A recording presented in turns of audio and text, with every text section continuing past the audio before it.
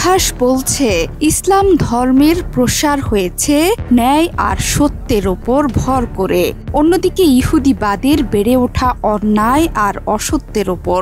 আবার মুসলিমরা মুখে যা বলে সেটি করেও দেখায়, অন্যদিকে ইহুদিরা উল্টো, যা বলে তা না করে নানা রকম দুষ্ট বুদ্ধি আর কূটকৌশলের আশ্রয় নেয় ইহুদি রাষ্ট্র ইসরায়েল।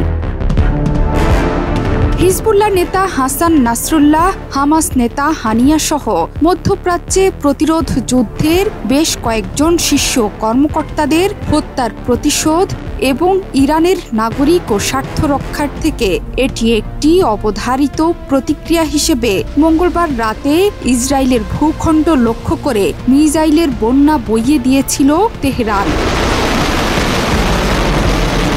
হামলার পরপরই ইরানের বিরুদ্ধে কড়া হুঁশিয়ারি উচ্চারণ করে ইসরায়েলি প্রধানমন্ত্রী বেনিয়ামিন নেতানিয়াহু বলেন, ইরান বড় ভুল করে ফেলেছে, এই জন্য দেশটিকে চড়া মূল্য দিতে হবে। এমনকি ইরানের নাম উচ্চারণ না করেই ইসরায়েলি কর্তারা হুঙ্কার ছেড়েছিল বুধবার রাতেই শক্তিশালী হামলা চালানো হবে। কিন্তু হামলা তো দূরের কথা, উল্টো লেবাননে নাক গলাতে গিয়ে হিজবুল্লাহর গেরিলা হামলায় ৮ সেনাকে হারিয়ে দিশেহারা হয়ে পড়ে ইসরায়েল। তবে বিশ্লেষকরা সতর্ক করে বলেছেন, তেল আবিব সহজে ছাড় দেবে না তেহরানকে, কোনো না কোনো উপায়ে ইরানকে ঘায়েল করার চেষ্টা করেই যাবে ইসরায়েল। ইসরায়েলি পরিকল্পনাকারীরা সম্ভবত এখন ইরানকে কিভাবে এবং কতটা কঠিনভাবে জবাব দেবে তা নিয়েই বিতর্ক করে সময় কাটাচ্ছে। সেই সঙ্গে মার্কিন গোয়েন্দা উপগ্রহের তথ্য, গুপ্তচর মোসাদ ও ইরানের ভেতরে নিজস্ব এজেন্টদের কাছ থেকে নানা ধরনের তথ্য উপাত্ত সংগ্রহ করছে তেল আবিব। কিন্তু ইসরায়েলের প্রতিশোধ কেমন হতে পারে? দেশটির এখনকার কৌশল হলো একসাথে দুইভাবে এগুনো, হত্যা, বিমান হামলা ও প্রতিরোধ, যার মাধ্যমে ইরান ও ছায়াশক্তিগুলোকে বুঝিয়ে দেয়া যে ইসরায়েলে আঘাত করলে আরও বেশি শক্তি এবং ভয়ঙ্কর প্রতিশোধের মুখোমুখি হতে হবে।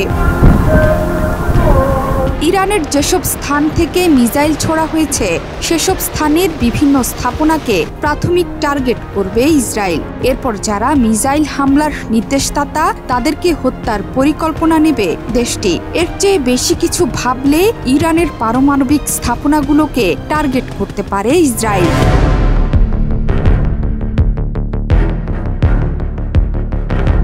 যে পথেই ইসরায়েল হামলা করুক না কেন, ইরানের পাল্টা হামলাও অবশ্যম্ভাবী হয়ে উঠবে এবং এর মাধ্যমে দেশ দুটি হামলা ও প্রতিশোধে চিরস্থায়ী চক্রে আবদ্ধ হয়ে পড়বে। ইরান সামরিকভাবে ইসরায়েলকে পরাজিত করতে পারবে কিনা সেটি নিয়ে বিতর্ক হতে পারে, তবে দেশটির মিসাইল ভান্ডার নিয়ে সত্যি সত্যি চিন্তিত তেল আবিবের পশ্চিমা দোসররা।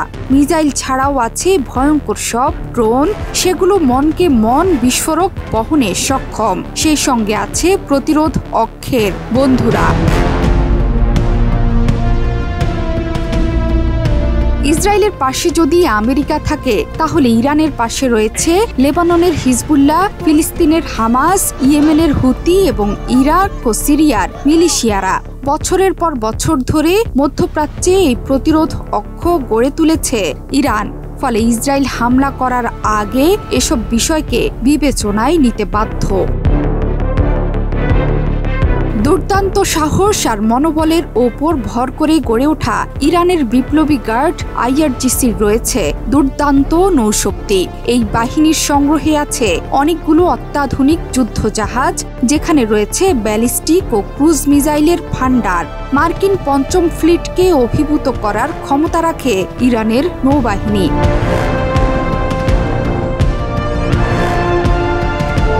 পারস্য উপসাগর, হরমুজ প্রণালী, লোহিত সাগর থেকে শুরু করে ভারতীয় মহাসাগরেও নিজেদের আধিপত্য ধরে রেখেছে। এসব গুরুত্বপূর্ণ নৌপথে পণ্যবাহী জাহাজ চলাচল পুরোপুরি বন্ধ করে দিতে পারে। এতে ধস নামবে জ্বালানি তেলের বাজারে, কারণ এই পথেই নিশ্চিত করে জ্বালানি তেলের 20% প্রবাহ। এছাড়াও আক্রান্ত হলে ইরান মধ্যপ্রাচ্য জুড়ে মার্কিন স্বার্থেও আঘাত হানবে। কুয়েত থেকে ওমান হয়ে উপসাগরের আরব প্রান্তে রয়েছে বহু মার্কিন ঘাঁটি। ইরান হুঁশিয়ারি দিয়েছে, যদি আক্রমণ হয় তবে তারা শুধু ইসরায়েলে পাল্টা আঘাত করবে না, দেশের সমর্থনকারী যে কোনো দেশকে লক্ষ্যবস্তু করবে। هر وظیفه‌ای در این زمینه داشته باشد با قدرت و صلابت و قاطعیت انجام خواهد داد. তেল আবিব এবং ওয়াশিংটনের প্রতিরক্ষা পরিকল্পনাবিদদের বিবেচনাতেও রয়েছে এমন সব পরিণতির কথা।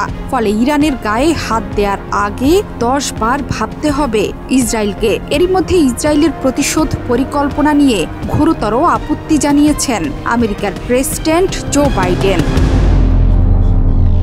জোহরা চৌধুরী সেতু, ৭১।